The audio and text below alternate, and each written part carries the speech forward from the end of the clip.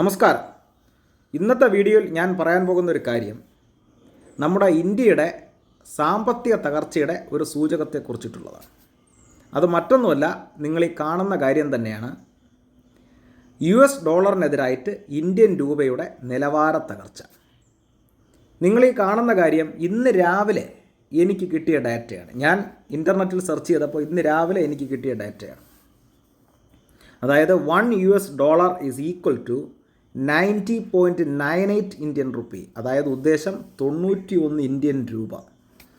91 രൂപയായിട്ട് മാറിയിരിക്കുന്നു ഒരു $.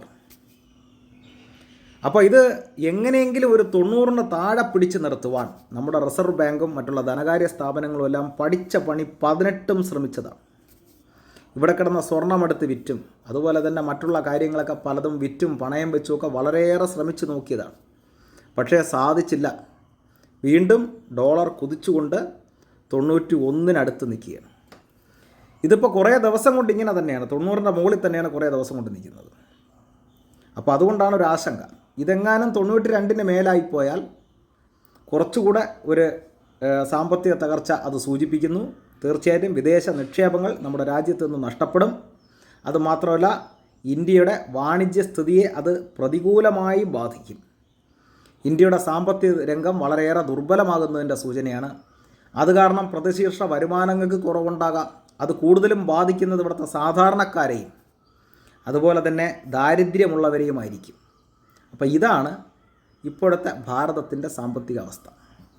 വളരെ പരിതാപകരമായിട്ടുള്ള നിലയിലേക്ക് പോയിക്കൊണ്ടിരിക്കുകയാണ്. ഈ അമേരിക്കയ്ക്ക് ഇപ്പോൾ സാമ്പത്തിക രംഗത്തുണ്ടായ ഒരു കുതിച്ചുചാട്ടമാണ് വാസ്തവത്തിൽ ഇന്ത്യൻ റുപ്പിയെ ഇത്രയധികം കറക്കിയടിച്ച് കളഞ്ഞത്. അതിൻ്റെ കാരണമെന്ന് പറഞ്ഞാൽ അവർക്ക് ഇന്ത്യയിലുള്ള തന്നെ ആൾക്കാരെ പലതിനെയും സ്വാധീനിക്കാൻ കഴിഞ്ഞു എന്നുള്ളതാണ്. ഇപ്പോൾ തന്നെ നമുക്കറിയാം, കുറഞ്ഞ വിലയ്ക്ക് റഷ്യയിൽ നിന്ന് ഇറക്കുന്ന ക്രൂഡ് ഓയിൽ നിർത്തിവെച്ചുകൊണ്ട് കൂടിയ വിലയ്ക്ക് അമേരിക്കയിൽ നിന്ന് ക്രൂഡ് ഓയിൽ ഇറക്കുമതി ചെയ്യാൻ നമ്മുടെ രാജ്യം നിർബന്ധിതമായി. അത് വാസ്തവത്തിൽ അമേരിക്കയുടെ ആ സ്വാധീന ശക്തിയാണ് കാണിക്കുന്നത്. അതൊക്കെ ഇതിനെ പ്രതിഫലിക്കാറുണ്ട്. അതായത് ഈ ഇന്ത്യൻ റുപ്പി vs ഡോളർ അതിൽ പ്രതിഫലിക്കാറുണ്ട്.